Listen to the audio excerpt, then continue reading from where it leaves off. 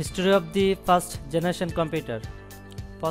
প্রথম প্রজন্মের কম্পিউটার 1946 সালে যুক্তরাষ্ট্রের পেনসিলভানিয়া বিশ্ববিদ্যালয়ের অধ্যাপক ডক্টর জন মাউসলি এবং তার এক ছাত্র প্রেসপার অ্যাকার্ড এনিয়াক নামে তৈরি করেন প্রথম প্রজন্মের ডিজিটাল কম্পিউটার। আকারে এই কম্পিউটার ছিল বৃহৎ, ওজন ছিল প্রায় 30 টন।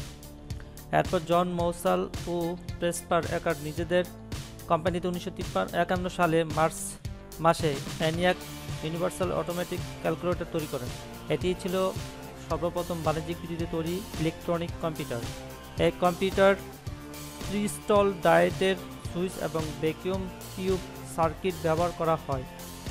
এটি একই সঙ্গে রিড, রাইট ও কম্প্যাক্ট এর কাজ করতে পারত। ভ্যাকুয়াম টিউব ব্যবহৃত কম্পিউটারকে প্রথম প্রজন্মের কম্পিউটার বলা হয়।